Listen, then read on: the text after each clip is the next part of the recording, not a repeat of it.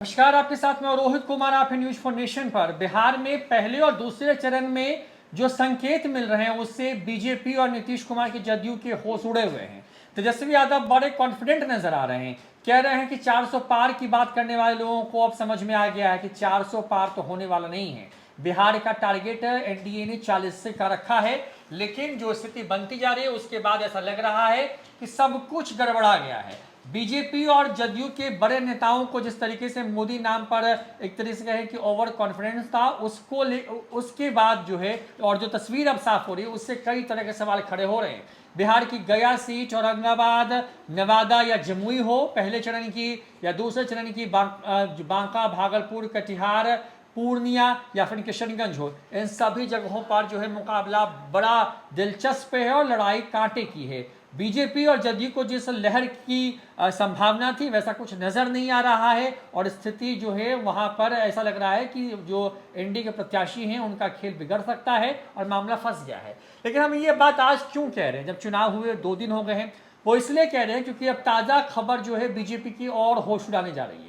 मामला है बिहार के हिस्से की, मुजफ्फरपुर की, जिसको राजधानी कहते हैं उत्तर बिहार की, उसको लेकर के बीजेपी हमेशा से सीट को जीतती रही है। बीजेपी को लगता है कि वहां पर तो उसको कोई हरा नहीं सकता है, लेकिन जो तस्वीर और जिस बात का हम आज खुलासा इस वीडियो में करने वाले हैं उससे आपको भी समझ में आएगा कि किस तरीके से बीजेपी की नींद उड़ने जा रही है। बड़ी बात यह कि महागठबंधन के खाते में सीट कांग्रेस को गई है। कांग्रेस लंबे अरसे के बाद इस सीट पर अपना प्रत्याशी उतार कर रही है, जो कि मौजूदा सांसद अजय निषाद है। बड़ी बात यह है कि वहां पर मुकेश सहनी के करीबी रहे नेता को जो है बीजेपी ने अपना प्रत्याशी बनाया है। तो निषाद वर्सेस निषाद की वो लड़ाई है, लेकिन वहां पर जो ग्राउंड रिपोर्ट आ रही है और जो सेंधमारी अंदर खाने से की जा रही है उससे बीजेपी के बड़े नेताओं के होश उड़ गए हैं।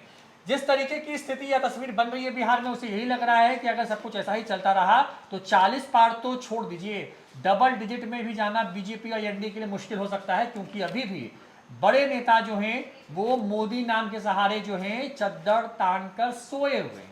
अब आपको कुछ आंकड़े बताते हैं, उसके बाद हम बताएंगे कि हम क्यों ये बात कह रहे हैं कि बिहार में मुजफ्फरपुर जो सीट है वहां पर बीजेपी और एनडीए के लिए बड़ी मुश्किल की घड़ी आ गई है। वहां पर ना उनके कार्यक्रमों में भीड़ हो रही है, ना नेताओं को सुनने के लिए कोई लोग आ रहा है, और हो तो ये रहा है कि उनके आसपास में इक्के दुक्के जो स्थानीय लोग हैं बस वही नजर आ रहे हैं। मुजफ्फरपुर सीट की बात करते हैं। साल 2019 का चुनावी नतीजा कुछ ऐसा था, आप ग्राफिक्स में भी देख रहे होंगे। अजय निषाद ये चुनाव जीत करके आए थे, जो कि अब कांग्रेस के प्रत्याशी हो गए हैं। मौजूदा वक्त में वो सिटिंग सांसद हैं। उन्होंने राजभूषण सिंह को जो है वो चुनाव हरवाया। वहां पर अजय निषाद को 6,66,878 वोट जो है वो आए थे, और राजभूषण सिंह को वहां पर जो है 2,56,890 वोट आया था, जो कि उस वक्त मुकेश सहनी के वीआईपी पार्टी से महागठबंधन के प्रत्याशी थे। जीत का अंतर पूरे बिहार में सबसे ज्यादा इसी सीट पर था और ये 4,09,988 था। लोकसभा चुनाव 2024 की बात करें तो यहाँ पर जो अग्रणी जाति जो सवर्ण वोटर हैं उनकी संख्या 3.5 लाख करीब है। यादव 2.25 लाख, मुस्लिम 2 लाख, वैश्य 2.25 लाख। ये है 6 विधानसभाओं को मिलकर के मुजफ्फरपुर लोकसभा सीट बनती है, जो कि गायघाट सीट है, Aurai, Bochaha seat, Sakra seat, Kudhni seat और मुजफ्फरपुर सीट है। बड़ी बात यह है कि यहाँ पर आरजेडी के पास कुल 2 और कांग्रेस के पास 1, यानी कि कुल 3 सीटें हैं, जबकि बीजेपी के पास 2 और जदयू के पास 1 सीट है। निषाद वोटर वहां पर जो है करीब करीब जो है वो 3 लाख के आसपास में है।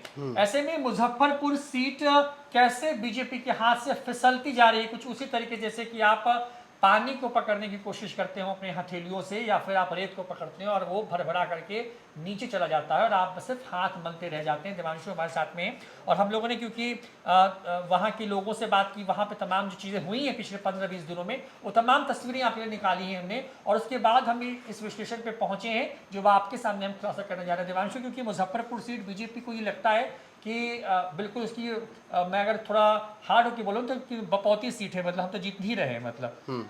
लेकिन इसी तरह की का ओवर कॉन्फिडेंस बिहार में पहले और दूसरे चरण की कई सीटों पर थी, और वहां पर जो रिपोर्ट आई है बीजेपी और जदयू के होश उड़े हुए हैं। मुख्यमंत्री नीतीश कुमार मीटिंग कर रहे हैं, बीजेपी के बड़े नेता मीटिंग करने पे आ गए हैं। दिल्ली आला कमान को ये मालूम चल गया है कि यहाँ पे जो गेम है वो गड़बड़ा गया है। मुजफ्फरपुर से क्या इनपुट्स आ रही हैं? देखिए, जब हम थोड़ा फ्लैशबैक में चलते, जब अजय निषाद कांग्रेस पार्टी ज्वाइन कर रहे थे तब लगा था ठीक है उन्हें चुनाव लड़ना होगा, चुनाव लड़ने का मन है, इसलिए कांग्रेस पार्टी से वो चुनाव लड़ भी लेंगे। कुछ होते हैं ना, कुछ योद्धा ऐसे होते हैं कि चुनाव उन्हें लड़ना होता है। तब भी ये लग रहा था कि बीजेपी इस सीट पर बहुत ही स्ट्रांग है। लेकिन कल जो विजुअल्स गिरा ना, कल जो है वो बीजेपी के उम्मीदवार जो है वो राजभूषण निषाद नॉमिनेशन करते हैं। नॉमिनेशन में जेडीयू की तरफ से प्रदेश अध्यक्ष उनकी पार्टी के उमेश कुशवाहा पहुंचते हैं और हम पार्टी की तरफ से जीतन राम मांझी पहुंचते हैं। भाषण नेताओं का चल रहा था नॉमिनेशन वाले मंच से, लेकिन कुर्सियां खाली रह जाती हैं। मुजफ्फरपुर में बीजेपी का कोई कार्यक्रम, कोई चुनावी सभा और कुर्सियां खाली रह जाए, ये मतलब कि बहुत बड़ी बात होगी। कैसे कुर्सियां खाली रह सकती थी? क्या बीजेपी, जो मुजफ्फरपुर में बीजेपी वालों ने इस चुनावी कार्यक्रम को सीरियस में नहीं लिया? क्या कार्यकर्ताओं ने जनता को कनेक्ट नहीं किया कि हाँ कुर्सियां भरी रहनी चाहिए, ये मंच पे भीड़ रहनी चाहिए? क्योंकि देखिए नॉमिनेशन बहुत ही इंपॉर्टेंट दिन होता है। कहीं ना कहीं किसी भी सीट पर कोई भी उम्मीदवार नॉमिनेशन के दिन चाहता है कि वो शक्ति प्रदर्शन जो है वो करे, अपने पार्टी या अपने आला कमान को नॉमिनेशन के वक्त बुलाए, दिखाए, मैसेज दे, और नॉमिनेशन जब हो जाता है उसके बाद एक कार्यक्रम हर जगह रखा जाता है। लेकिन कुर्सियां खाली रह जाना, कल से ही लगातार मुजफ्फरपुर के सियासी गलियारों में ये चर्चा जो है वो लगातार हो रही है। ये क्या हो गया? बीजेपी का नॉमिनेशन वाला कार्यक्रम और कुर्सियां खाली रह जाए, वो भी मुजफ्फरपुर में।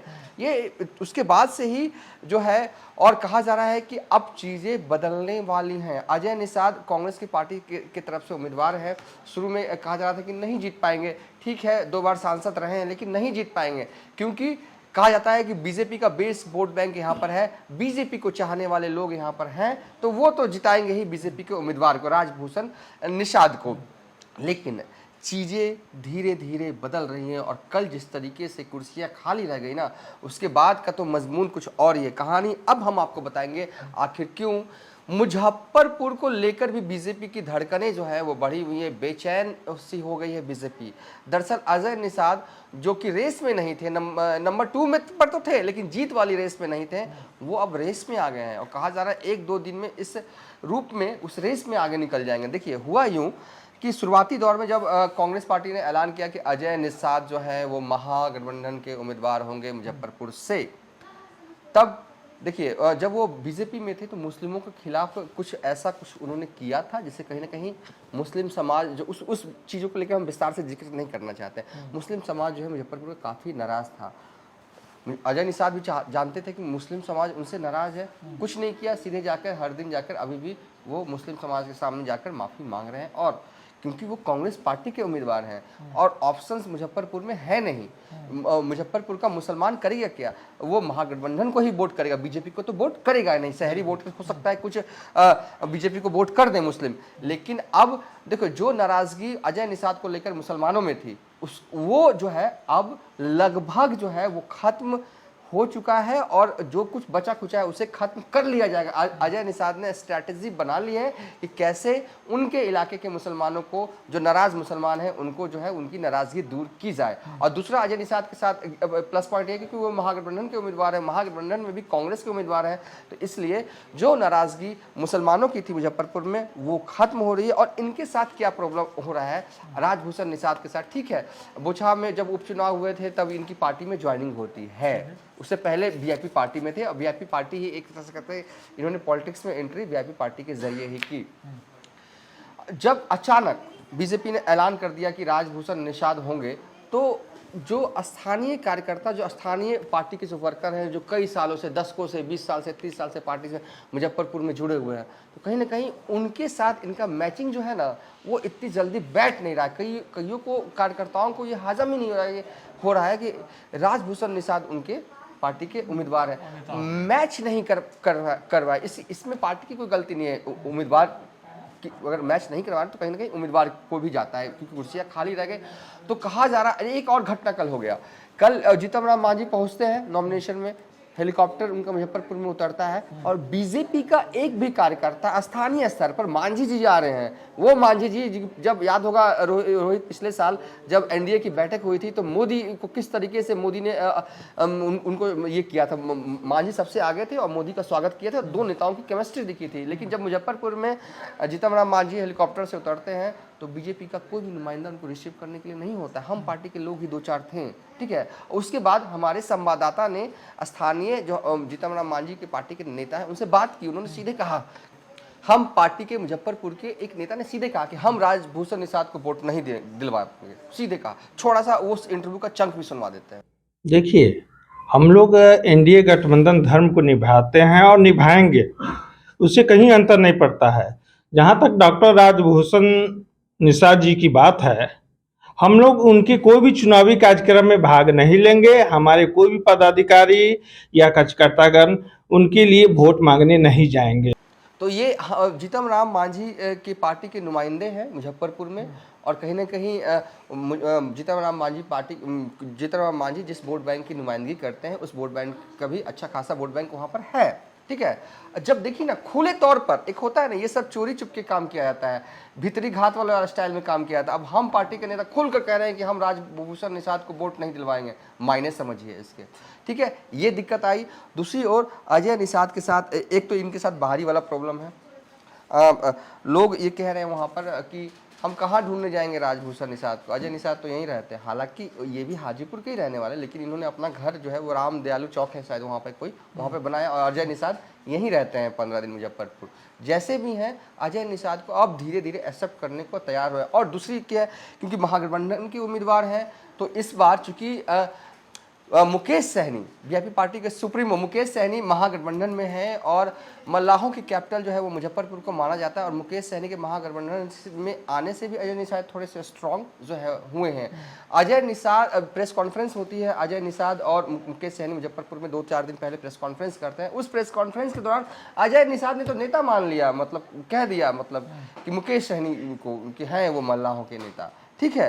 तो 3 लाख निषाद वोटर्स जो हैं वहाँ पर मुजफ्फरपुर में है। मुकेश सहनी के आने के बाद ये स्थिति हो गई है कि मल्लाह तो वोट महागठबंधन को मुजफ्फरपुर में तो कम से कम करने जो है वो जा रहा। जातीय समीकरण जैसा कि आपने भी बताया, स्वर्ण मतदाता बीजेपी के साथ ही रहेंगे, इसमें कोई इट और बट नहीं है, ठीक है।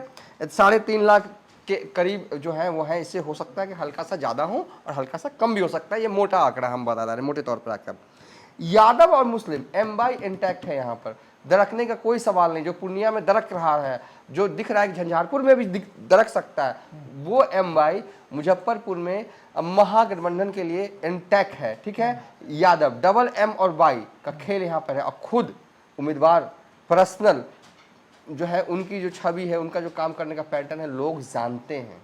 लेकिन देवांशु ठीक है, जानते हैं, लेकिन हाँ। एंटी इनकम्बेंसी तो रही है। एंटी इनकम्बेंसी बिल्कुल जरूर है, जरूर होती है। 10 साल 2 टर्म सांसद रहे, कहीं है एंटी इनकम्बेंसी रही है, और कहीं ना कहीं बीजेपी को कुछ फीडबैक मिला होगा तभी टिकट कटा होगा।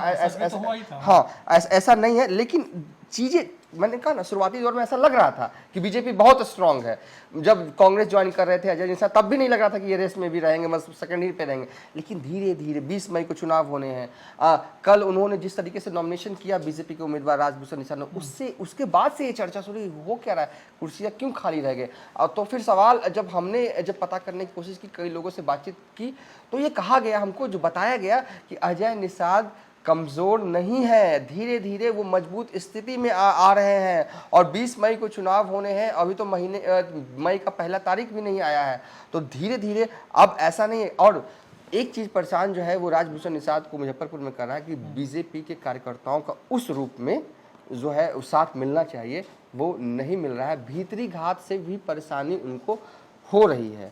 ये अगर टैकल कर ले, अगर बीजेपी के आला कमान, बीजेपी के सम्राट चौधरी कह ले, अगर इसको भर ले गैप को, बीजेपी के कार्यकर्ता राजभूषण निषाद और कार्यकर्ताओं के बीच के गैप को अगर भर ले, फुलफिल कर ले, तो ठीक, अभी भी जीत सकती है। मैं ये नहीं कह रहा कि अजय निषाद यहाँ से विनिंग हो सकती है, लेकिन अब भी मई का महीना चढ़ा नहीं है, और 30 तारीख को जो है, आगामी 30 अप्रैल को अजय निषाद जो है वो नॉमिनेशन करेंगे।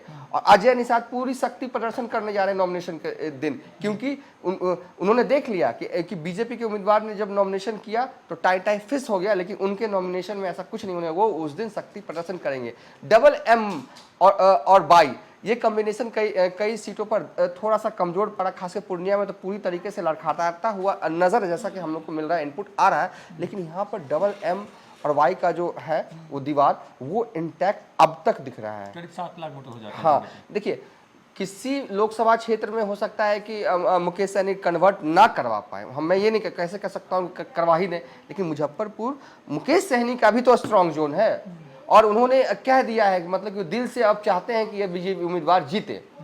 तो मुजफ्फरपुर का निषाद इंटैक्ट रहेगा ऐसा लग रहा है। मुकेश सहनी के साथ यादव बीजेपी को वोट नहीं करने जाएंगे, ये मुस्लिम तो सवाल ही नहीं है, शहरी वोटर हो सकता है शहरी मुजफ्फरपुर में कुछ वोट कर जाए। तो इस लिहाज से जातीय गणित अगर आप देखें तो अजय निषाद का मजबूत है।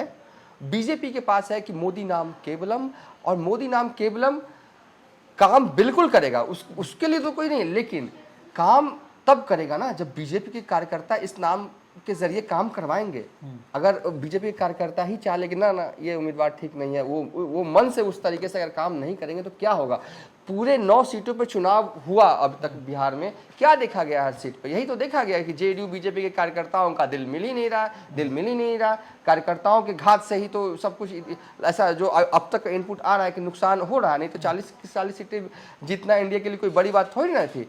लेकिन अब मुजफ्फरपुर में मुझे यहाँ से लग रहा है कि धीरे धीरे ही सही स्ट्रॉन्ग जोन में अजय निषाद पहुंच रहे हैं। अब बीजेपी को स्ट्रैटेजी बनाने की जरूरत है कि कैसे जो है वो राजभूषण निषाद को आगे ले जाए। तो अगर राजभूषण निषाद जिस तरीके से पिछड़ते जा रहे हैं और जिस तरीके से लीड ले रहे हैं अजय निषाद फिलहाल प्रचारों में या जो माहौल बनाने में, अगर सब कुछ ऐसा होता है तो 84 के बाद ऐसा होगा जब मुजफ्फरपुर में जो है एक बार फिर से जो है कांग्रेस पार्टी का कोई सांसद हो सकता है। मुजफ्फरपुर सीट इसलिए खास है क्योंकि बीजेपी इसको अपना मान के चल बैठी है, ये मानती है कि इस सीट से हरा पाना उसको मुश्किल है। राजधानी कहते हैं उसको उत्तर बिहार की, बड़ी संख्या है वहाँ पे, शहर बड़ा शहरी इलाका है जो बीजेपी का कोर वोटर होता है, और इस इलाके में बीजेपी ने अच्छा परफॉर्म किया जदयू के साथ जब 2020 के विधानसभा चुनाव भी हुए। लेकिन अब स्थितियां बदल रही हैं।